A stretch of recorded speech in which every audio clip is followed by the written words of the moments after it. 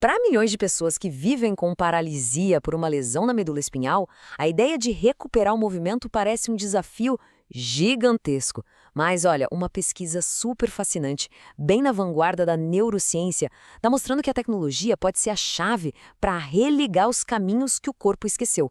Vamos entender como isso é possível?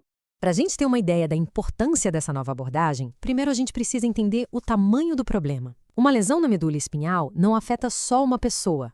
O impacto reverbera por famílias inteiras, pela sociedade. É um custo humano e econômico enorme. Mais de 1.200.000 pessoas. Esse é o número estimado só nos Estados Unidos de quem vive com paralisia por lesão na medula. É muita gente. E muitas vezes são jovens, no auge da vida, o que só mostra a dimensão desse desafio. E no fundo de cada uma dessas histórias, existe um desejo muito fundamental. Essa citação, que vem da pesquisa que a gente está analisando, captura bem o que move tanto os pacientes quanto a ciência. Não é só sobre função, sabe? É sobre restaurar a esperança, a identidade. A fisioterapia e a reabilitação são, claro, cruciais e ajudam demais. Só que existe uma barreira biológica, o dano físico aos nervos da medula. Na prática, muitas vezes, mesmo com todo o esforço do mundo, o progresso estagna. É aí que entra a necessidade de um salto tecnológico para ir além. E é aqui que a história fica realmente empolgante. Vamos ver como a ciência está oferecendo uma nova ferramenta, não para substituir a reabilitação, mas para amplificar o efeito dela de um jeito que antes a gente nem imaginava. A palavra-chave aqui é neuromodulação. O que é isso? Basicamente, é um jeito de conversar com o sistema nervoso na língua que ele entende, impulsos elétricos. Ao aplicar estímulos bem precisos em áreas específicas, os cientistas conseguem, de fato, influenciar e alterar a atividade dos neurônios. A técnica principal que a gente está falando aqui se chama estimulação elétrica epidural, ou EEE. E a melhor analogia para entender é essa. Pense num aparelho auditivo para a medula. A EEE não cria movimento do nada. O que ela faz é amplificar os sinais que o cérebro ainda tenta mandar, mas que chegam muito fracos por causa da lesão. Ela aumenta o volume para que os nervos abaixo da lesão possam ouvir o comando de novo. E essa imagem aqui, ela ilustra isso de um jeito brilhante. Olha só os gráficos à esquerda. Sem o estímulo, os músculos estão quietos, silenciosos. Mas aí, quando a EEE é ligada, à direita, a gente vê uma explosão de atividade, toda ritmada e coordenada. É a prova visual de que os circuitos para caminhar ainda estão lá e que eles podem ser despertados. Ok, mas como é que essa tecnologia tão promissora sai do laboratório e vai ajudar pessoas de verdade?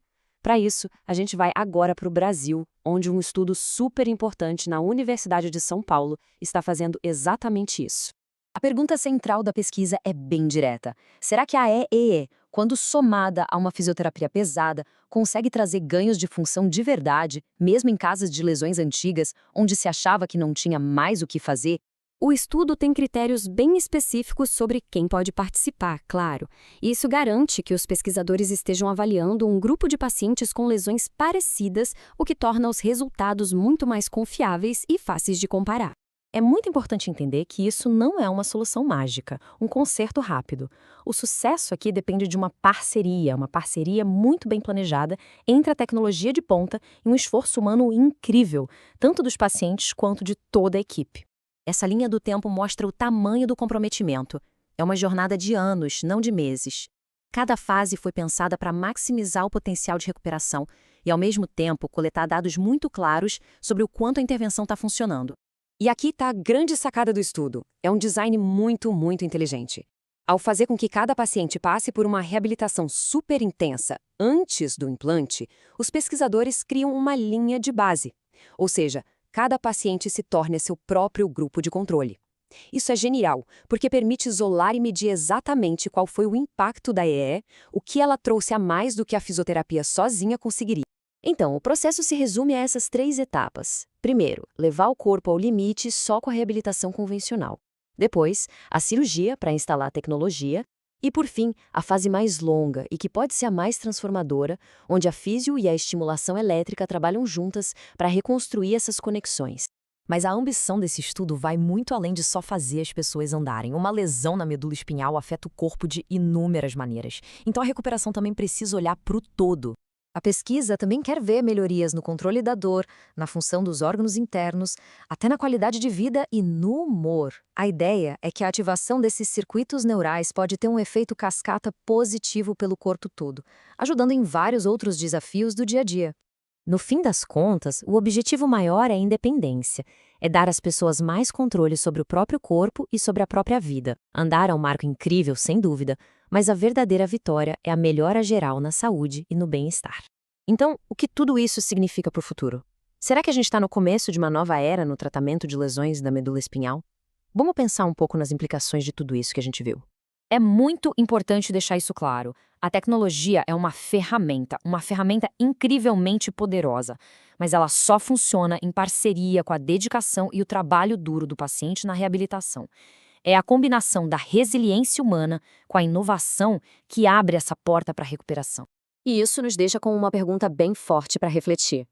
Embora uma cura completa ainda não seja realidade, estudos como este estão mudando radicalmente o que a gente achava que era possível.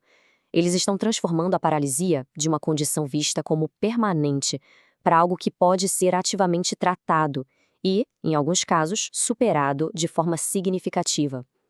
O futuro da recuperação está sendo reescrito um passo de cada vez.